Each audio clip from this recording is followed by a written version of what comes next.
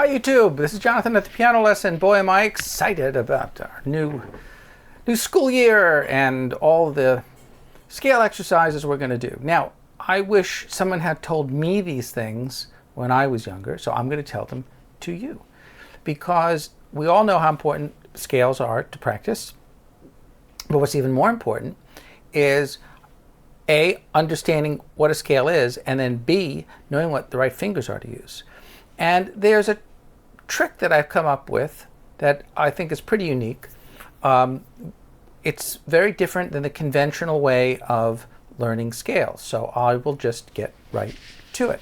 So the conventional way of learning scales is simply to take a major scale, let's say, and play it, practice it all with one hand,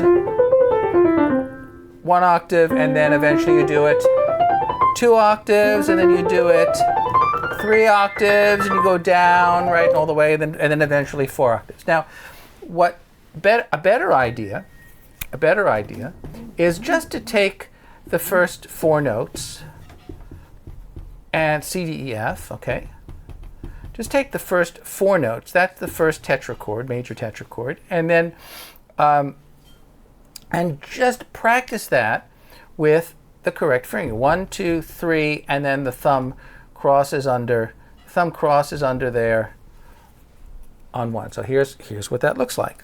Okay, 1, 2, 3, 1. Just that group of notes, all right? That fingering for the right hand is useful for G, and it's useful for D, and it's useful for A, and E, okay, and B, right? Not F sharp, that's different, that starts on a black key. Typically we don't start with a thumb, it's possible. Not for C sharp or D flat, although that's, again, possible, but not the most desirable always. And not F. It's possible again, but not the most desirable, because you'd end up with the thumb on a black key. And you can do that, but since the thumb's lower in the hand and the black key's higher, it's, we tend not to do that. So just learning, right? Just learning, and when you approach a scale, rather than approaching it with a flat hand, perhaps approaching it with something that resembles a bit of a axial motion, like an axis, like an axle of a wheel, right? So it's something that would facilitate the thumb going under. Now, I like my thumb, the back of my thumb, just like that. And that's kind of, to me, that's like a set point for the hand. And then I get my thumb over here. So I don't have to move my hand, rather than doing this, and then I have to do this in the middle, which I really don't want to do. So I just kind of when I have my set point there, then when I go to the keyboard and I throw my hands at the keys, I already have that group of notes, I have that feeling, that sensation in my hand. Right? I just have that sensation in my hand already, and I'm prepared for that. So right now we're just talking about the right hand. So what does that encompass? Again, that encompasses going up by fifths: C, G, D, A, E, and B. 1, 2, 3, 4, 5, 6 scales. How many more scales? Well, there's six more, I guess. So, but these are all scales that start on the white keys. And the exception, again, we said was the F. Okay, that's fine. So what you do is you just practice this. Now, you can get your set point. You're going to have to cross your thumb under to C, all right? So there's your set point. There you kind of calibrate your hand or your wrist or your arm, whatever, to that point, and you kind of test and see if you can reach that note without moving your arm too much, okay? And you have this is called the bridge, right? And you kind of calibrate your hand so that the weight is sort of balanced in the hand right at the 4th finger. Right? Now, even though that's the first tetrachord, but my hand is still prepared for that. You could practice that. You could practice the cross, the thumb going under the hand. Now, one thing you can do is, for instance, doing back and forth.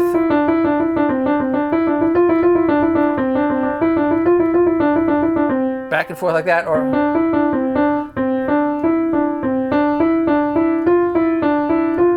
groups of threes, but groups of twos, very good for like Beethoven, type stuff. So the exception is F, right? And that's rather than 1, 2, 3, 1, where you cross under, we're going to have 1. The F is going to be 1, 2, 3, 4. All right. That's. But all the while remembering to kind of cross the thumb under. And I tend to my playing is I tend to really get that thumb under if I know I'm going to be ascending. If I'm not going to be ascending, then I might not. But that's kind of what I gear myself for. So that takes care of the 7 white key scales. And we have the 5 black key scales. But before we do that, just keeping in mind that we're dealing with major tetrachords, disjunct major tetrachords, all right, that are, right, they're kind of lined up, they're kind of laid out next to one another. Right. The second half of that tetrachord, if you're just doing 1 octave, 2, 3, 4, 5. So that's the other alternative fingering, right? If you're not for C, but if you're not for F, right? That's the exception. That's 1, 2, 3, 4. But going up 2, 3, 4, 5 for 1 octave. 2, 3, 4, 5. 2, 3, 4, 5. 2, 3, 4, 5. 2, 3, 4, 5. 2, 3, 4, 5. 2, 3, 4, 5, right? So you can practice just going 2, 3, 4, 5, 2, 3, 4, 5, 2, 3, 4, 5, 2, 3, 4, 5, 2, 3, 4, 5, 2, 3, 4, 5, 2, 3, 4, 5, right? So 2 sets of fingering for the same group of notes. That's why people get confused about scales, because in one instance, right, if I'm using this tetrachord to start a scale with, I'm going to go 1, 2, 3, 1. If I'm using it to end the scale, I'm going to go 2, 3, 4, 5. Now, if I'm going up another octave, well, that's another story. Then I'm going 2, 3, 4, 1. 2, 3, 4, 1, because I have to continue the scale, right? So 2, 3, 4, 1. And again, kind of calibrating my arm. I'm sitting a bit, frankly, diagonal from the piano, and it depends on where you're located. But I like to just kind of calibrate my arm in the back of the thumb, drape the fingers over, and then just see if the fingers will fit, and they kind of do. In this instance, when I grab this group of notes 2, 3, 4, 1, I approach the keyboard in one shape, right? Now, 90% of being able to play fast is being able to be over the notes before you need them, and to anticipate the fingering and the groupings, right? So you just throw your hand over the keyboard. So in one instance, right, there's 3 possibilities. 1, 2, 3, 1 to start a scale, 2, 3, 4, 5 to end the scale, or 2, 3, 4, 1 to continue the scale. And those 3 fingerings, let me write that out again. And nobody's going to tell you this. I promise you, you will not find this information anywhere else. Right? Just our own private little club that knows this stuff. I'm going to just, I'm going to hope that you can just see that. It's not that critical, okay? But G, A, B, C, okay? So again, to end the scale, right, we could go 2, 3, 4, 5, right? That's to end the scale. We could do 1, 2, 3, 4, 1. That's we're going to cross there, okay, to continue, right? And we're going to, or 1, 2, 3, 1. That's another cross to start the scale, right? 3 possibilities. Starting the scale, right? That's ending the scale, right? Or continuing the scale 2 octaves. So being able to do 3 fingerings.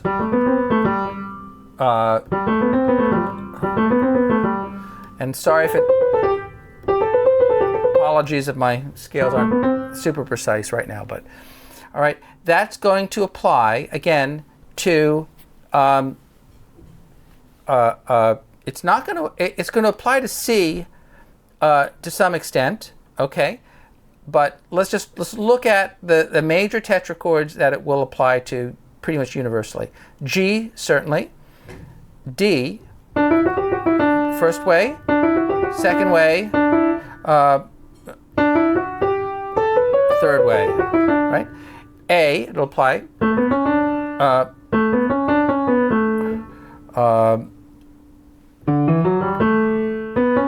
Right, and A it applies to. E, it'll certainly apply to that. Here's the beginning of the scale, right? Here's ending the scale. Here's continuing the scale, right? So that applies to E. G, D, A, E. All of those. And then B is another story, but here's starting the scale. Here's ending. Here's continuing. So that works for B, all right? So G, D, A, all fifths, right? E, B. We're doing okay so far. And then we hit F sharp. All right, now F sharp actually works pretty good. This fingering, the 2, 3, 4, 5, 2, 3, 4, 5 fingering, right? That works to end that group of notes pretty well. And 2, 3, 4, 1 works real well. But if you want to start a scale on F sharp, I would not recommend starting with 1, though it's possible. I would recommend starting with 2. Okay, 2, 3, 4, 1.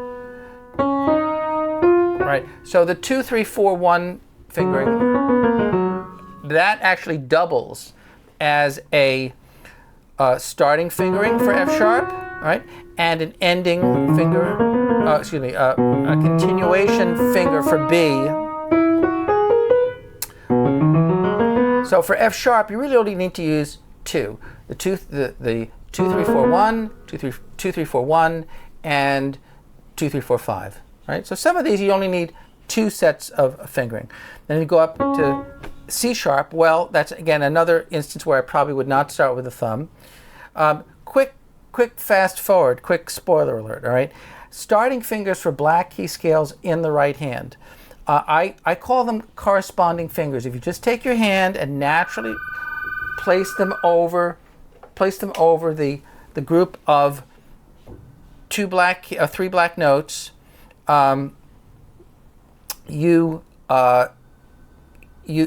find your starting fingers. 2 associates with F sharp, 3 associates with G sharp, 4 associates with A sharp. Now, let's call them flats because there's no such thing as an A sharp major scale and there's no such thing as a G sharp major scale. Do you know why? I'll tell you later, but in theory there is, I suppose, but it's not practical. So there's no such thing. There is F sharp and G flat is fine. Call them flats: G flat, A flat, B flat. So going up a fifth, if you start a scale on G flat, 2. Start a scale on A flat, 3. Start a scale on B flat, 4.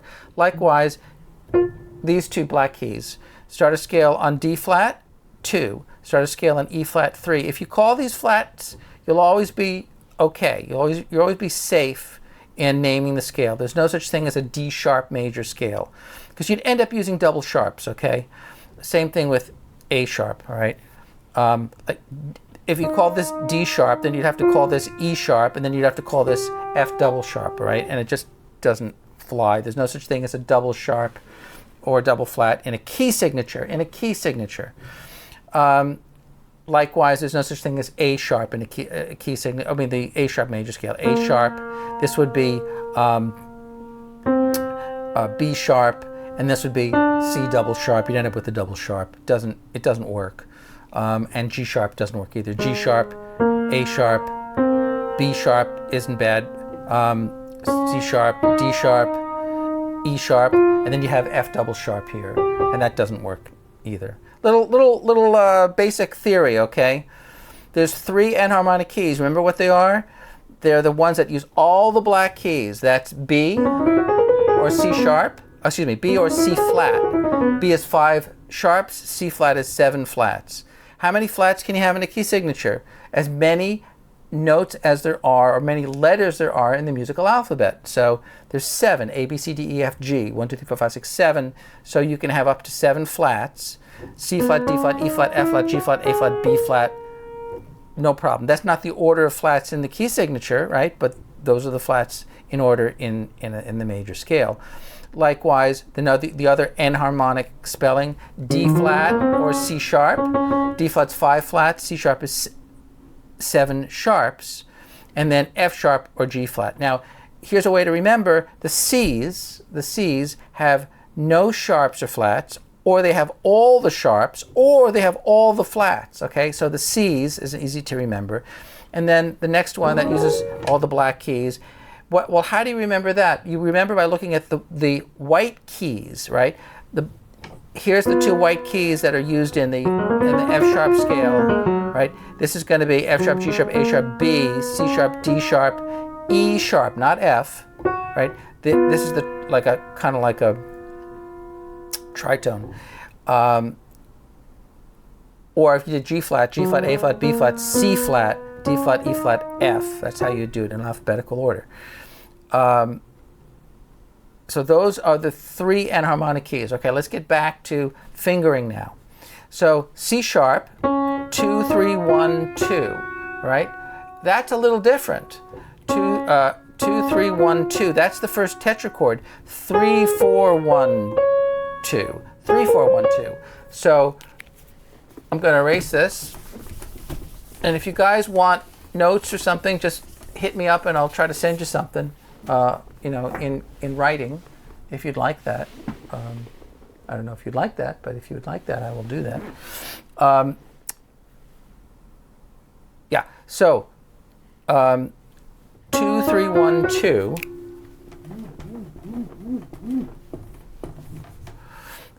C sharp, or let's just call it D flat. I like flat keys better anyway. Let's do flat keys. Okay. D flat. Let's do it an octave lower. Why can't I make my mind up? My goodness. All right. D flat, E flat, F, G flat. All right. And then the next tetrachord, A flat, B flat, C, and we're back to the D flat again. So this is the first. These are the 2 tetrachords. Those are your major tetrachords. So 2, 3, 1, 2. 2, 3, 1, 2. All right. That's the grouping that you have to learn. Right? 2, 3, 1, 2. And then 3, 4, 1, 2. Now, the good news, that's all good news. 3, 4, 1, 2. As the kids say, it's all good, right? It's all good. 3, 4, 1, 2. That's useful if you go up another octave, or if you end. Now, just as a learning tool, I think it's good discipline to end with the finger that you start with. End with the finger that you start with. If you start with 2, you end with 2. 2, 3, 4, 2, 3, 4, 2. 3, 4, 1, 2. You end with the finger you start with, right? And then you learn these are the white keys. These are the exceptions, right? In D flat, it would be F and C. In C sharp, it would be E sharp and B sharp, right? But that's a perfect fifth. So you remember the perfect fifth. Learn that pattern, and learn it in tetrachords. Why do you want to learn it in tetrachords? Because those are musical. Scales are created with tetrachords. And then also calibrating the hand on the back of the thumb. Here your fingers are draped. You've got a nice bridge, okay? And you just drop your hand into that shape. Boom. 2, 3, 1, 2. Right? No fuss, no muss. Same thing. 3, 4, 1, 2. 3, 4. Drop your hand. 3, 4, 1, 2. 2. You remember these fingerings in the same way that you remember the notes or remember the chords, right? That's it. That's what you remember. 2. You could even practice 2, 3. Start. Here's an exercise. Play the first note of each tetrachord and use the correct finger. 2, 3, 2, 3, 2, 3. 2, 3, 2, 3, 2, 3, 2. Those are your target fingers as you're going up and down. Because there's too much going on too fast to think, right? But you can have these targets in mind. 2, 3, 2, 3, 2, 3, right? And again, all the while, my thumb, just practice your thumb. Practice the position of the thumb. F, C, F, C, F, C. And put the scale together. 2, 2, 1, 3, 1, 2, 1, 3, 1, 2, 1, 3, 1. And look at what the hand does. It kind of makes this nice motion, gentle motion. 2, 3, 1. You should be able to do that, like dominoes falling. And then when you go, you fill in the rest of the notes. They just sort of fall into place, right? But you do this kind of snaggle-toothed scale first. That's the framework of the scale. That's a nice. Black key scales are really easier to play than white key scales. They just have a nice. That's why the piano's kind of made this way, to go with your hand and gives you that sense of confidence. All right. Let's go up by fifths again. So we're on D flat. We'll go up a fifth to A flat, right? We're going to start with 3, because we did that in the previous scale. 3, 4, 1, 2. That's A flat. And then the next tetrachord, 3, 1, 2, 3. So 3, 1, 2, 3. That's the next tetrachord group that you have to learn. Now, if you say, "Oh, I can't remember all this stuff," well, you can. Again, if you just use your rules for starting fingers, and the first chance you get to play a white key, use your thumb. That's why we're doing this.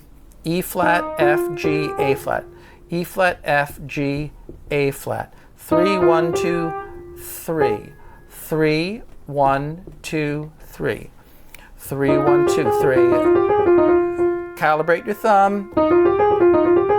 Okay, next tetrachord, 4, 1, 2, 3. It's always ending with the finger you start with, right? So that's how you remember. 3, 1, 2, 3, 4. 4, 1, 2, 3. Second tetrachord, right? B flat, C, D, E flat. 4, 1, 2, 3. There's your second grouping, right? 4, 1, 2, 3.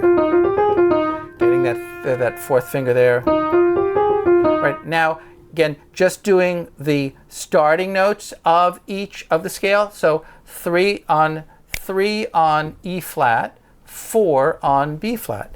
3, 4, 3, 4, 3, 4, 3, 4, 3, 4, 3, 4, 4, 3. Right? Those are your starting fingers. Now just the thumb where the white key would fall. Where is it gonna be? It's gonna be F and C. F and C, the perfect fifth. going up and down, right? That's your underlying framework, all right? And then 3, 1, 4, 1, 3, 1, 4, 1, 3, 1, 4, 1, 3, 4, 1, 3, 1, 4, 1, 3, 1, 4, 1. That's the shape of the hand that you got to be in when you're that perfect fourth.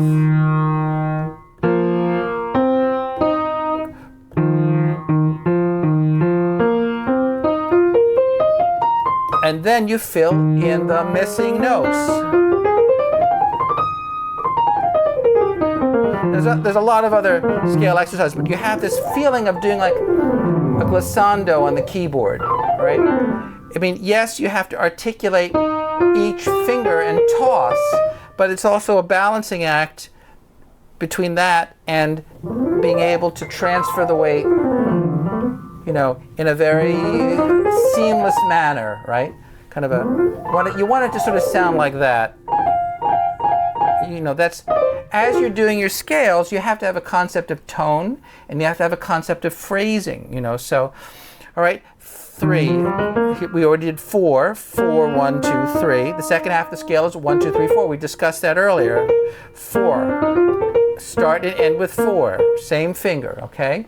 That's, you know, you start and end with the same finger. 4. There's the thumb.